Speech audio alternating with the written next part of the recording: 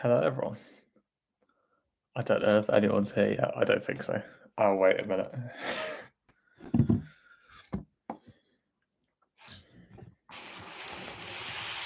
Just move it like that. See Carpe Diem in the back. Talking to no one right now because no one's here yet. But yeah.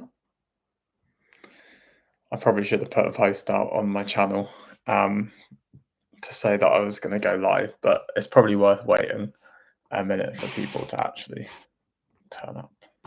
Turn it like that. Turn it like that. Because the light might make it worse. I don't know.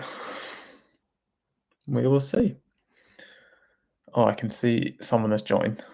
Hello. I don't know who it is, but thank you for joining. Hello, mate. How are you? You doing okay? Thank you for joining. Thank you very much, mate. I appreciate it. Basically, I know that you watched my video before, and I really appreciate it, mate. I'm going to be talking through not so bad. I hope. Well, let's hope that we can make it from not so bad to good. I'm good, thank you, mate. I'm doing all right. I'm going to be talking about phenomenology, which we had a little chat about in my video that I uploaded yesterday, and then got rid of because I say about it in the video I uploaded this morning on anxiety because I felt like I was plagiarizing my uni lecture content, which is ridiculous. But yeah, I wanted to do a proper kind of video, and then I thought, oh, let's do a live video because some people might enjoy that. I don't know what the three of you that are here. Thank you so much for joining. What do you think about doing live videos on some of my uni lecture content? So phenomenology is what I'm talking about today. Okay, there's only two of you now. That's okay. Oh, thank you very much. I appreciate that.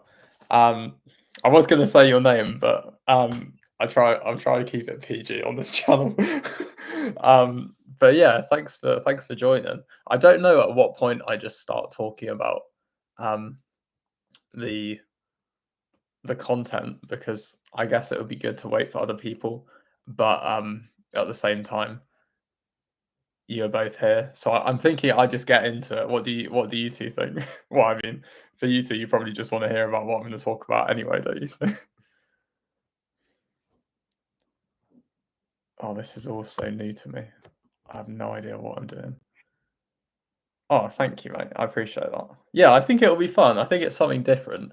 Also, there is obviously the aspect of um, wanting the channel to grow, and I guess it's like a different medium. Well, different medium, like different type of video and different type of like getting the information out there and just chatting um to all of you. So I say all of you, there are only two of you, but you know, I appreciate you two coming along. I think I'll get into it. So um yeah, basically phenomenology. Um I'll be I'll be basically talking about um, my notes from. I'm looking at the piece of paper, by the way. And maybe some people will join throughout. Who knows? But I'm going to be discussing my notes from an article or chapter by someone called Ernesto Spinelli, and they've titled the chapter, or I think it's actually the whole book, "The Interpreted World: An Introduction to Phenomenological Psychology." And if you've got any questions throughout, please just ask away, or if you've got any comments, because I can see it on the chat right here, so it's fine. If you want me to like slow down or explain something in more detail, I'll try my best.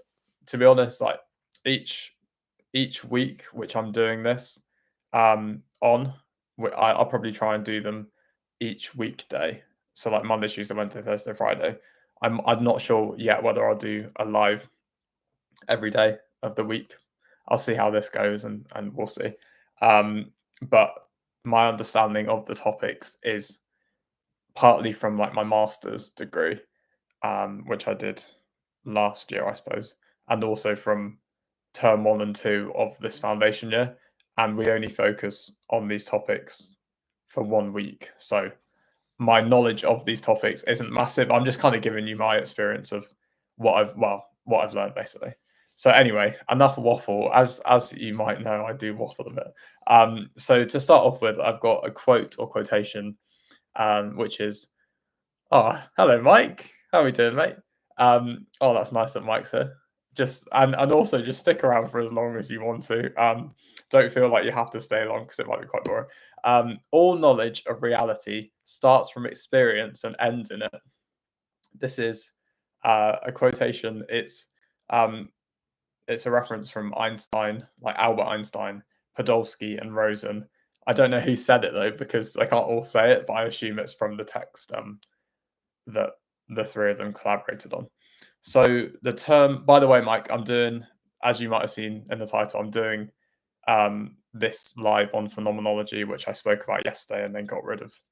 Um, yeah, they all wrote one word. That's funny.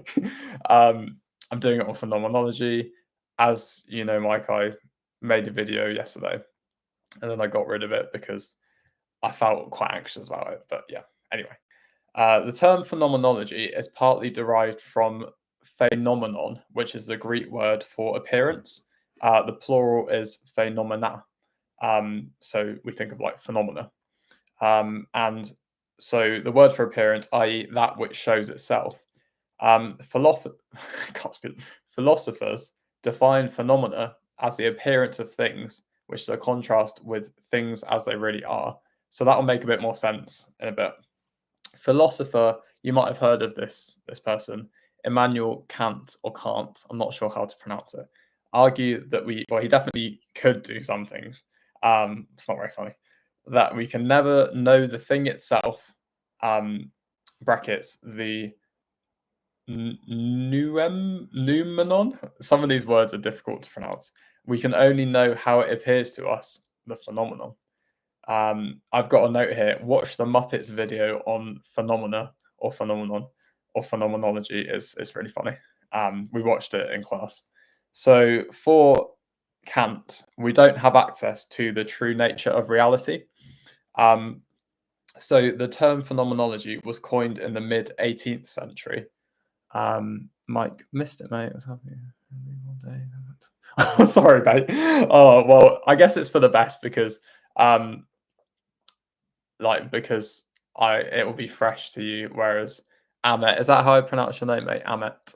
I know that you watched it, and I don't know about the other person, whether you watched it, but this can be a bit of a refresher for you. I guess the same for me. So anyway, the term phenomenology was coined in the mid 18th century by although Edmund Husserl, who's a 19th to 20th century philosopher, is seen as the founder or the father of phenomenology.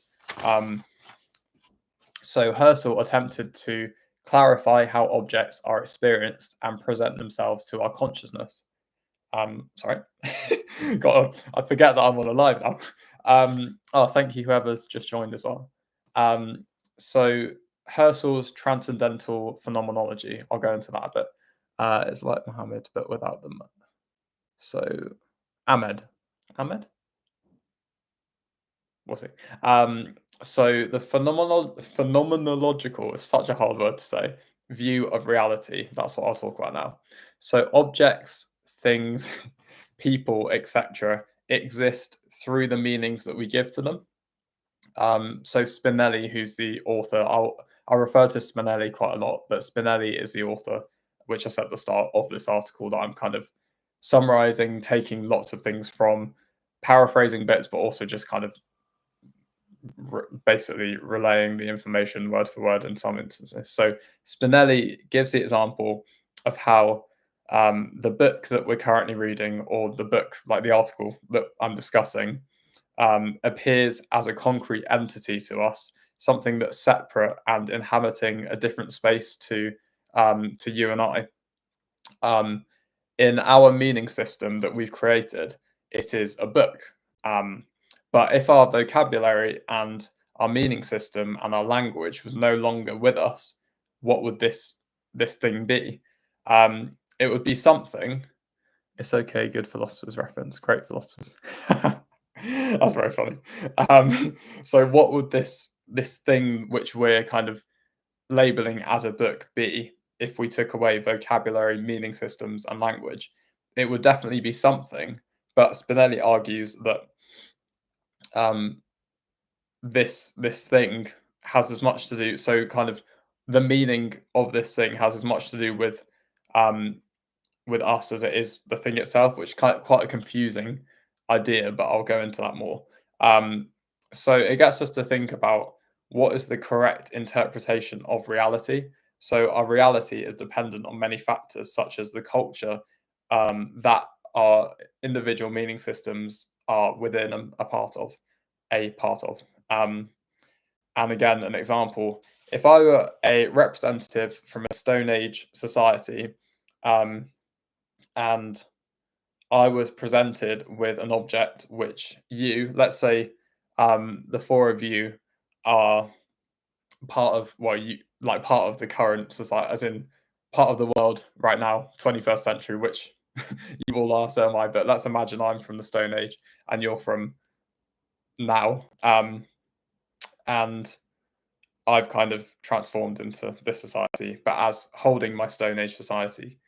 Um, so what this thing which we're discussing, this book to you, is a book to you, but it's likely that me from the Stone Age society would not perceive it as a book, but rather I might perceive it as a weapon or a stone or food, perhaps. So, because of our different cultures and our different societies and things like that. So, although it might be this shared kind of interpretation which just makes sense to us and to you that it's a book, me embodying this Stone Age person in a Stone Age society, that's not going to be how I interpret this thing, this object.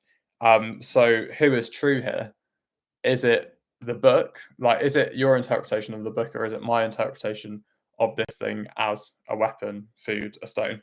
So our conclusions are relative to our phenomenal reality, which encompasses mic drop, which encompasses our socio-cultural diversity. Um, and I'll speak a bit more about that in a minute. Um, Thank you all. Well, I think someone's gone, but that's never mind. Fair enough. But thank you for sticking with me so far. I'm hoping more people will join, but at the same time, it's nice just to kind of do this live, regardless of how many of you join. So, what we determine as correct is, I like doing that. I used to hate it when people would do that, like as a kind of quoting or using a phrase. But what we determine as correct is heavily influenced by groups or even a whole culture. Um, if we think about meaningless experience, meaning for Spinelli, the author, is implicit in our experience of reality. Oh yeah, mate, Mike, you should do one, absolutely. And we're also, I know that we've spoken about it before, we're also trying to figure out how to do a live. I know that it was quite difficult, and all the software, blah blah blah. But yeah, I'd love to watch a live from you, mate. It was quite a spur of the moment thing, this, by the way. I decided only like a few hours ago, let's do a live. So yeah, anyway, meaning for Spinelli is implicit in our experience of reality. We can't tolerate meaninglessness, so we attempt to stamp our experience with meaning. Um, whatever the meaning whatever the meaning arrived at, it can't be concluded as a correct reflection of reality, but rather our interpretation. I'm saying rather a lot. I don't know why. I think it's this YouTube thing. I try and sound smarter than I am. Subjective versus objective reality is the next thing I'll talk about. I hope this is interesting so far. Let me know your thoughts, because we're nearly 15 minutes in. That's like a normal video. Um, Phenomenology is concerned with the appearance of things and what those things actually are.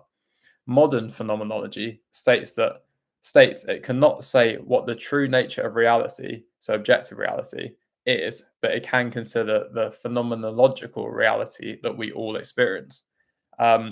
Phenomenology's stance on the problem of reality. Our experience of reality consists of the interactions between the raw matter of the world, um, of the interactions. What have I put here? um, consists of the interactions. I don't even know what I put here. Um, okay, I think I've got it. Okay, the interactions between the raw matters of the world, so something that we consider a book, and our mental faculties. So, again, that's sort of how we're interpreting this object. It's a book to us, but that's also based on our sociocultural um, ideas and meaning system. So even physicists' conclusions are to some extent tainted by experiential biases and limitations when they make assertions about raw matter, because we never have access or even understand what um, in this is phenomenology. In We never have access or a full understanding of objective reality in the sense of what that raw matter is, except we can't depart from our own interpretations of that raw matter because we've always got a consciousness, which leads to us interpreting things. Does that make sense? I hope so. Physical reality exists outside our consciousness, um, or physical reality, also known as objective reality. We never have, oh, it's what I just said. We never have direct access to this or even know what it is. Um, Herschel, so this the father and founder of phenomenology, was influenced by philosopher Franz, how do I pronounce it? Brentano, or Brentano, let's say. Um, and Brentano discussed the idea, which eventually was coined intentionality, which is a central assumption of phenomenology. Just to stop a sec, I don't know what you will think, but I'm thinking if I'm to do a live again, I might kind of not advertise it, but kind of say that I'm doing it earlier on, so that people might join. Because as much as it's great with only a few people, obviously the more the better, isn't it? But it's also nice just to have a few people. Anyway, intentionality. So for Herschel, the basis to all our meaning um, is based. Wait, what have I put here? This is a bit of live trying to interpret my own writing. This is, okay, it makes sense now. Yeah, true organic content. I've got to keep it real, haven't I? For Herschel, the basis to all our meaning-based constructs of the world lay in the interrelationship between consciousness and reality, or the world. Um, that's intentionality. That's quite a loaded sentence, that. But going back to Brentano, Brentano alluded to the idea of intentionality by saying that a real physical world. Do you want me to repeat it? Yeah. Um, so the basis to all our meaning-based constructs of the world. So those, what did I refer to it as before? Wow, this is bad memory for me. I had that phrase that I was using. Meaning something. Meaning. Meaning.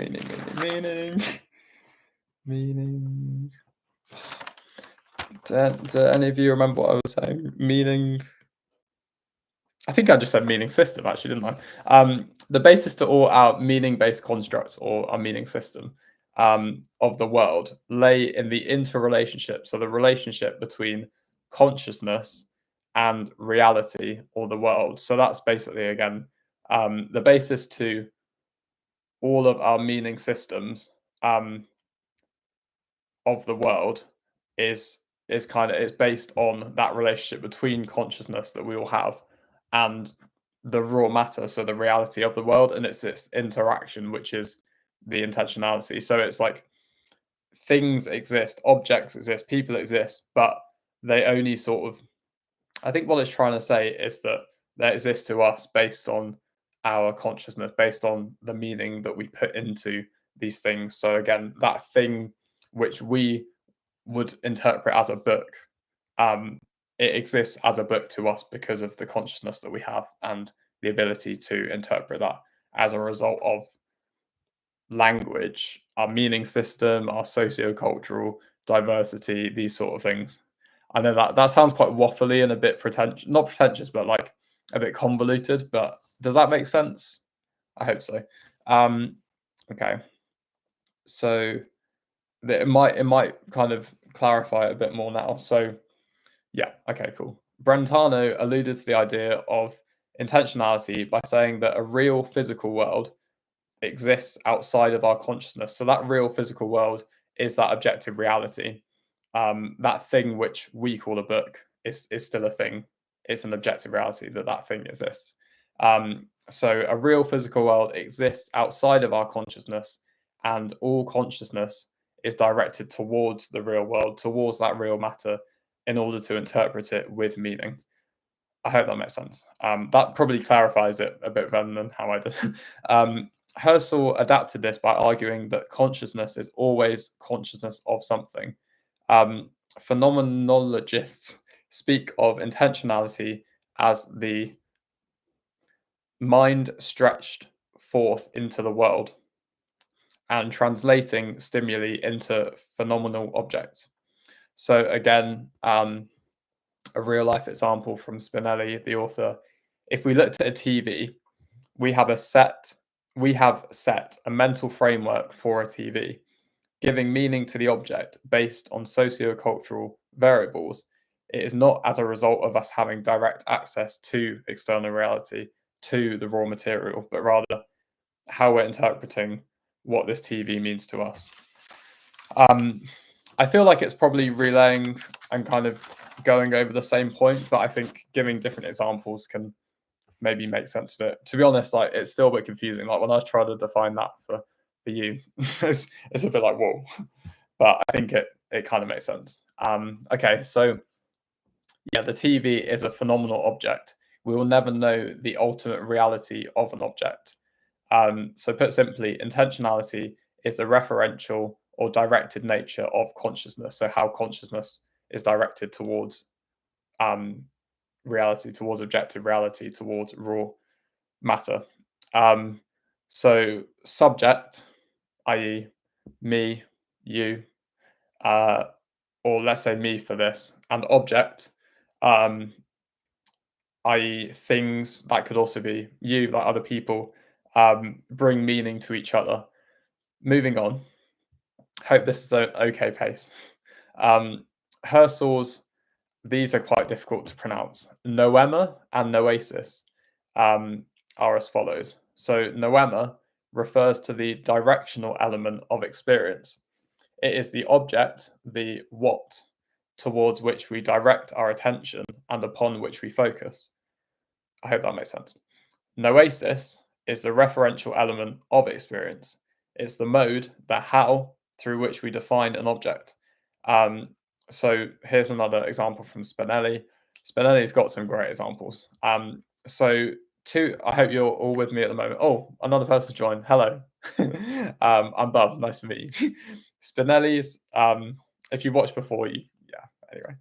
Uh, I'm saying nice to meet you, but you've already I don't know if we've chatted before, but anyway, waffling honestly never leaves me. Spinelli's example: two individuals attend a political rally. So this is a hypothetical. They both hear a speaker presenting a speech on nuclear disarmament. The speaker takes the stance that unilateral disarmament would be a serious and dangerous error. So individual number one agrees with the speaker's sentiment and claps loudly at the end of the talk, whereas individual two is sympathetic to unilateral disarmament and becomes increasingly irritated by the argument and boos at the end. Lunilateral. That's a new word. Okay, so the nomadic focus, i.e., the what of the experience, is made up of the context and the argument of the speech heard by both individuals. The noetic focus contains the referential elements dealing with how each individual's cognitive and affective biases add further elements of meaning to the experience. I hope that makes sense. Thus, both individuals experience the rally in different ways and react differently. Um, for another summary, because we love a summary, don't we? We love a summary. Um, Nomatic focus directs our experience towards something, whereas noetic focus provides the broadly attitudinal mode through which we experience something. I hope that makes sense. Now I'm trying to. I think my mind and my brain is slowly withering, not literally, but um, I've said phenomenological way too many times, and on yesterday's video, which I got rid of. Anyway, if we come back to the book analogy, which I've been referring to a bit, through nomatic and noetic focus or foci, the object is referentially defined in various ways, such as easy/difficult, interesting/boring, etc. The book we all experience is a product of shared and unshared variables. So that comes back to like the socio-cultural diversity. Um, and I think the final bit is that I recommend what I've literally written down. I recommend reading Spinelli's next chapter. Though I haven't read this, it goes into the approach that Herschel describes as the phenomenological method, which is designed to clarify interpretational factors contained within each experience. It probably sounds, I don't know, I think some of this sounds a bit wishy-washy when I'm describing it because it's a lot of words and a lot of experience and reality and real and not real and but that's kind of I think that's kind of it. Has anyone got any questions? That sounds like I'm a teacher. I'm not a teacher. Um, yeah, I think that's. How's that been for everyone? About just over 25 minutes of is phenomenology used in cognitive behavioral therapy? I remember therapists. Sorry, I'm just looking like giving me some homework related. Okay. Hmm. Thank you for the comment. Ahmed. I'm not too sure, to be honest. This is where I've got knowledge gaps, but I can definitely. I'd say either. Well, no, that sounds really patronising. But I'd say Google it, but um, I'm not too sure. I'm thinking back to what I was saying yesterday, which I know you watched about um, it being used in therapy, where I spoke a bit about that. I'm not too sure. I think I would be kind of. It would be wrong for me to say yes or because I'm not too sure. Sorry, that's a really rubbish answer. Oh, good lecturer I am. I don't even know the answer to that. It shows that this is new to me as well. So I'm kind of, as I keep saying, it's like I'm learning this on the go as well as trying to. I'm definitely not trying to teach people. I'm more kind of, although it might seem like that, I'm just talking through what I've learned. Um, Sorry, Ahmed. Rubbish answer, mate. Teach me fun. Loved it. Thanks, Mike. Hope you're doing well. I'm going to watch your video a bit later. Because she's all about objective reality. Okay. Well, that makes sense then. Um, well, and our reality and feelings. Um, okay. I'm wondering whether she was talking about objective reality, as in like we don't have access to that. Because if that's the case, then it's likely that that would be included in that. Um, Yeah, and then as I know you watched yesterday's video, Ahmed, I know you might remember I was talking about existential phenomenology and existentialism. So in terms of that branch of therapy, I know that existentialism ties in with phenomenology because it is basically a type, and it's like they're very closely connected. Um, yeah, sorry, I can't give more. This is my fear. I was scared. Oh no, if I do a live, I don't know much. That's really reassuring for people that have stuck around half an hour, isn't it? But um, I really appreciate um, the four of you.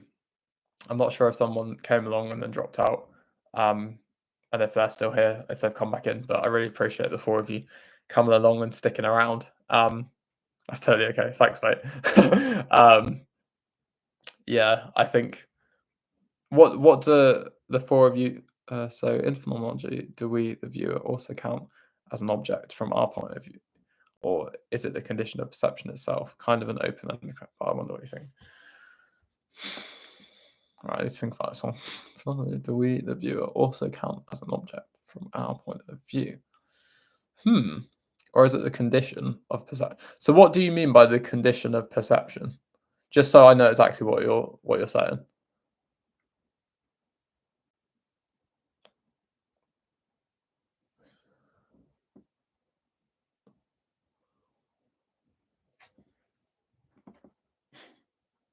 Sorry, I'm just a bit distracted, is it, from me? Um, yeah, I'll wait and see what you mean, and I will try and answer. But I'll have a think in the meantime. So, uh, oh, that is a brilliant question. That is really good. Wow. I'm not even saying that to like. I genuinely think what a brilliant question. Um, oh, that's blown my mind, mate. That's actually crazy. Um, oh, I don't know because I guess like when you think about yourself, do you also become an object or remain as the perceiver?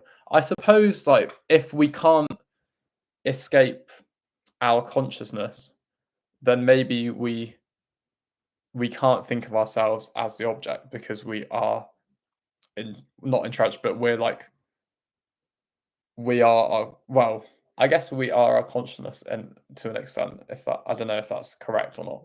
What is correct? But I guess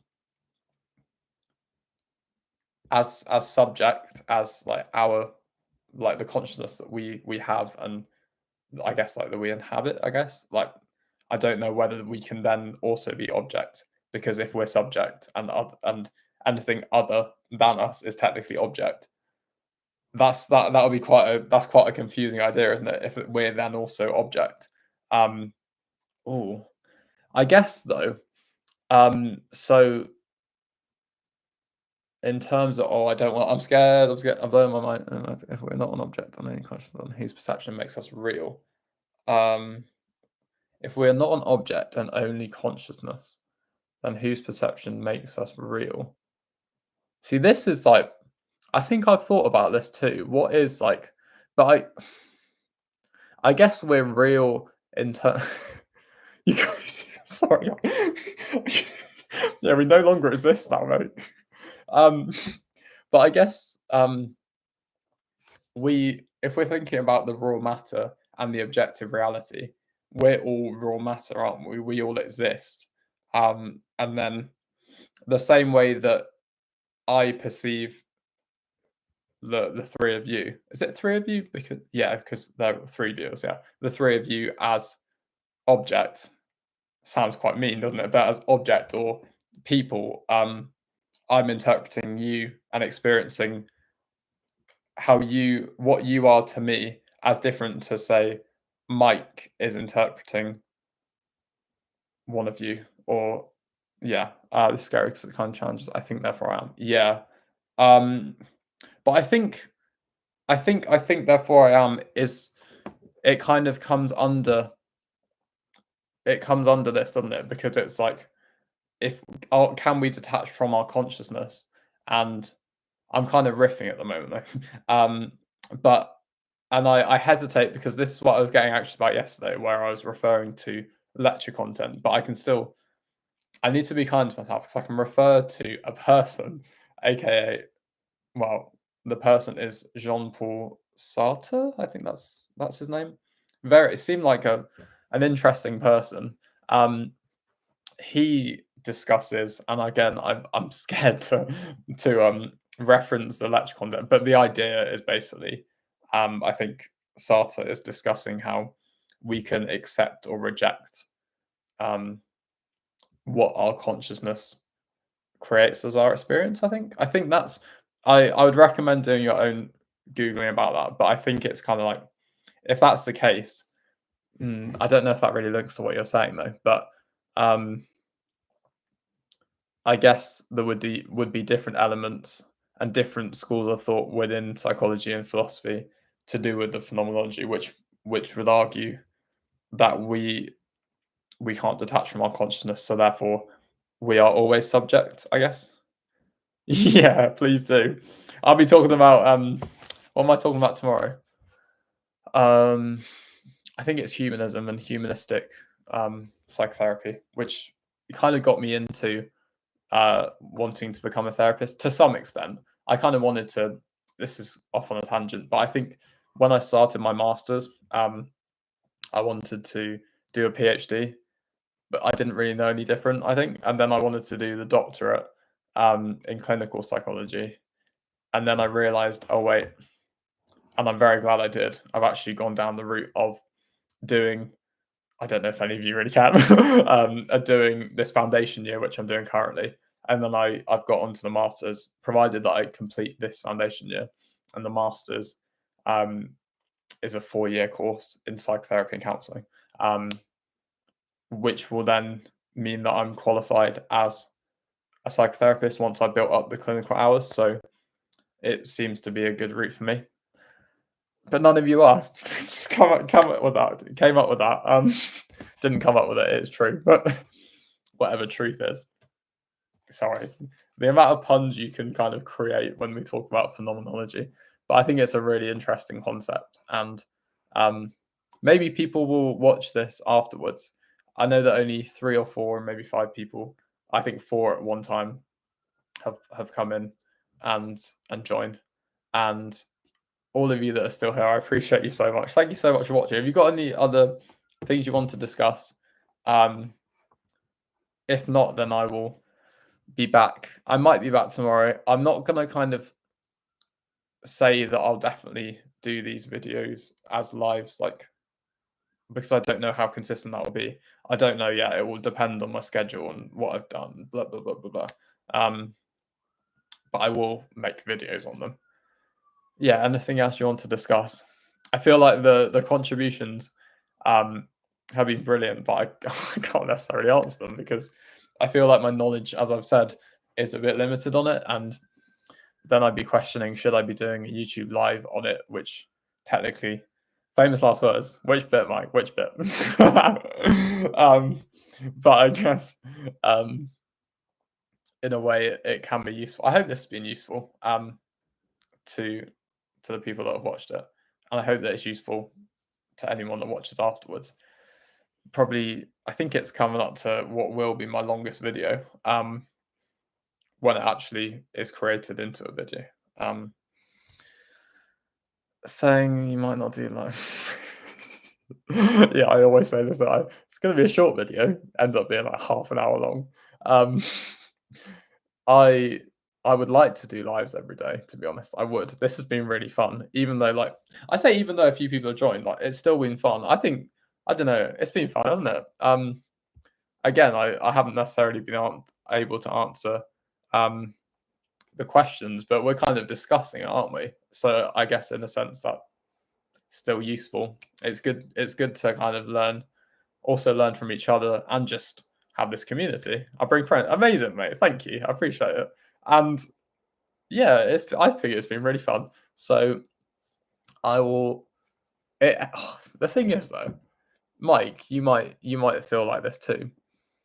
I think when I made that video yesterday on phenomenology, I think also the reason why I got anxious is because when I make these videos, it's been quite a lovely one. Oh, thank you, mate. I've really enjoyed it. Um, yeah, I feel like when I make the videos normally, I I'd say most of the time, I don't really think about. Sorry if you can hear the background. I don't usually think about the fact that technically, although obviously not everyone will, technically everyone that has access to YouTube could watch my video or my videos, which is obviously would it be billions? I guess billions of people would have access to YouTube, and that can be quite scary. Like when you actually think about it like that, how many people have access to this? And I think when I think about that, as I think I might have been doing when I became anxious about yesterday's video, and I was like, oh, I can't do this because what if I'm plagiarizing? What if I'm copying this and that? And because I felt a sense of like taking a step back and thinking, whoa, everyone can watch this. This is quite vulnerable. But then I'd say most of the time, even with this, I know only a few. I say only. Stop saying that. I know a few people turned up, and not hundreds or thousands or millions, obviously. Um, but I think there is still a sense of where you're actually putting yourself out there for potentially many, many, many, many people to watch. And yeah, it's vulnerable, but it's I think it's a cool thing to do, and I think YouTube's great. I think this doing the lives is really fun as well. Um, and I hope people afterwards can enjoy watching, although it's even more waffle than normal, isn't it? So, um, but I think it's nice because I love making the videos, but it's felt different doing the live. It's felt more interactive, obviously, because it's we can have live interactions, like live communications. Um, but I also feel like I can be myself, or even maybe be myself even more because it feels like you're almost breaking the fourth wall because you have that live, as I say, communication. Um, wow, 41 minutes. I think your second thought was on not care about numbers. Come on, dude, you got to follow through. Second, third video. Yeah. That was so true though.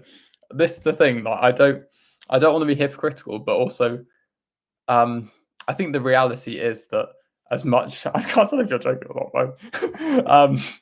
But I think it is true that I want to not care about numbers and things like that. But also I think naturally we will. And I think I think the main thing for me is being able to interact with people and um, talk about things I'm passionate about and help people, help myself as a form of like self care by doing this. But also, um, I think naturally you want to see growth of like the channel, growth of like personal growth, but also the numbers. It is nice to see the numbers like going up and things like that.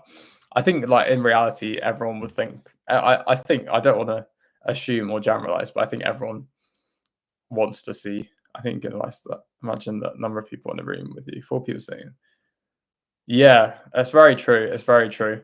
And I think, yeah, I think it's very easy to obsess over the numbers. I'm definitely not obsessing. I wouldn't say obsessing, but I definitely don't. I don't. Well, maybe I do. I don't know. Hmm. Deep conversations today. Yeah, I think I could definitely be better at not thinking about the numbers and blah blah blah. And I don't think you do. What do you mean, Matt? I don't think you do. I don't think you do. Oh, obsess over the numbers, maybe. Um, I think I do look at analytics and I do think, what can I do to make the channel grow? So, like I said about the live, like I want to do it for multiple reasons, and one of them is obviously to help the channel grow.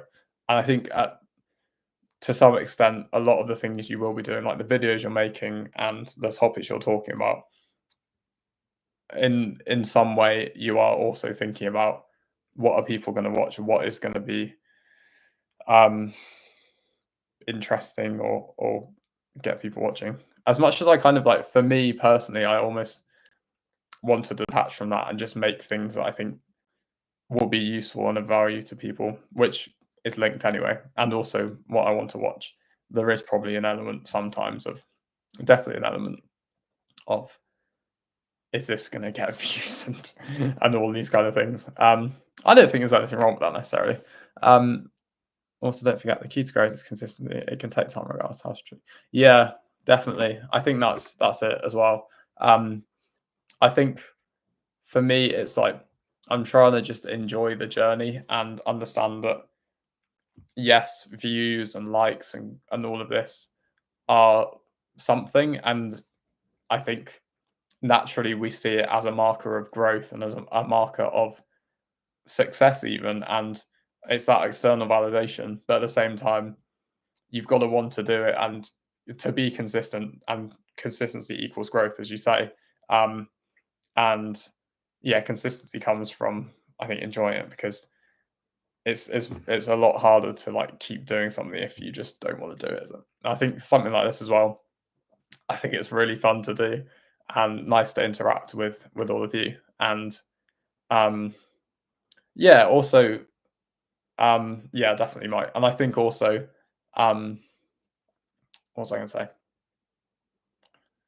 It's very easy to think, "Oh, am I doing as well as I could? Oh, there's," and then what does that even mean as well? Like, it's quite difficult to know, um, to measure your own success, except thinking about how others are doing. But actually, it's like, well, what's your kind of reason behind it and your purpose, and kind of keeping hold of that. So I think for me, an element is like the growth and the long term, like even like in the end, I don't know, monetizing. But at the same time, it's like even if that doesn't happen for a long period of time, or even if it doesn't happen at all, I still really enjoy making these videos. And I really enjoy it as like, as I said before, like a self care for myself.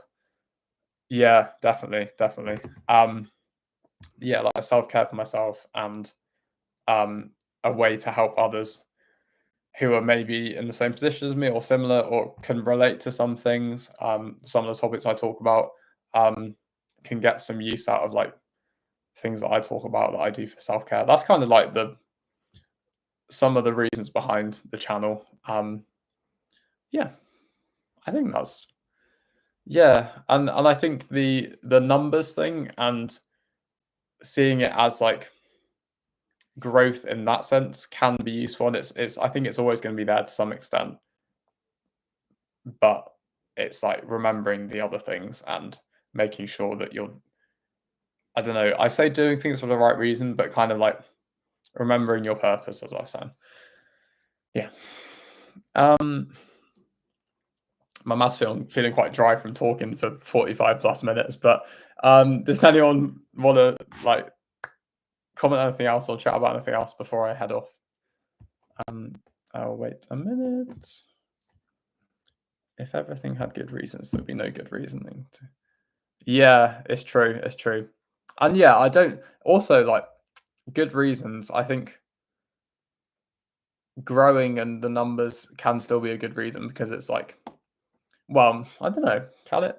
I think so. It's like maybe it's not organic or as the more kind of helping people, which should be, I think, a foundation and is a foundation, and helping yourself. Yeah. Um, I guess the numbers are still a thing, which it's okay to care about.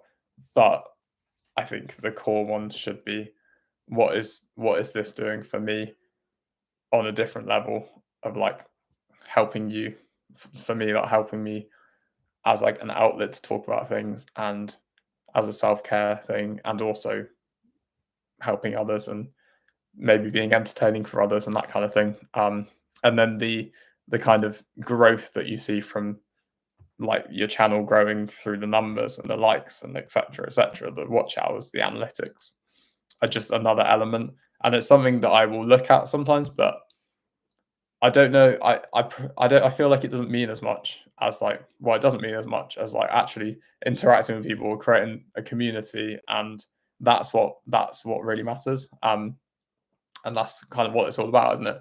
Could be getting 5 views a video, but having kind of interactions, even like this, having the interactions is going to be more than having 100,000 people watching the live or a video, but no one commenting and not feeling like a sense of community and like you've actually contributed and helped people and interacted with people, learned from other people. I think that's what is going to give the sense of purpose and things a bit more. Um, that's really interesting, actually. Yeah, yeah. I think yeah, there's only like the numbers only go so far, don't they? I think they're that kind of short term buzz of oh, like this is doing really well, but then it is just the numbers, isn't it? Like it's a marker of growth again, obviously, but it's it's I think for me it's more important actually having conversations like we have in this life and feeling like you're helping each other and discussing things and just having chats. And yeah, I think that's what the community is all about, isn't it? Yeah, there's my waffle. Right, anything else before I go? About to go. About to go. bit abrupt, isn't it? Um, Quality over quantity. Yeah, I don't know if I do that. Making well, I make a video a day, don't I? Pretty much, or even more at the moment. But I want it to be, yeah. I guess I see what that's got to. Yeah, I don't know how the quality. I think I could definitely do like more quality videos as such. Like you could optimize things, but then I'm also like keeping true to myself. I like the consistency of doing videos every day, um, pretty much, and or even more than a video a day. Um, and it feels organic to me to kind of get the content out and talk about lots of different things, even if it's not polished and everything like that. And like the quality that it could be if I spent 5 weeks on one video. Hello, mate. How you doing? I feel like you might have. I feel like we've spoken a bit before in the comments. Hello, mate. Um, yeah, see you in the next class, mate. And Louise, is that your name? I'm about to end this. Sorry, mate. um, unfortunately, you've come at the time when I'm ending this. But thank you for tuning in, and thank you all for coming along. And I might see you tomorrow to discuss humanism. And yeah, we've had a good chat, I think, today. So thank you all for coming. And yeah, it's been good fun. Goodbye, everyone. Bye. Bye. Bye. Bye. Bye. Bye. See you, Mike. See you guys.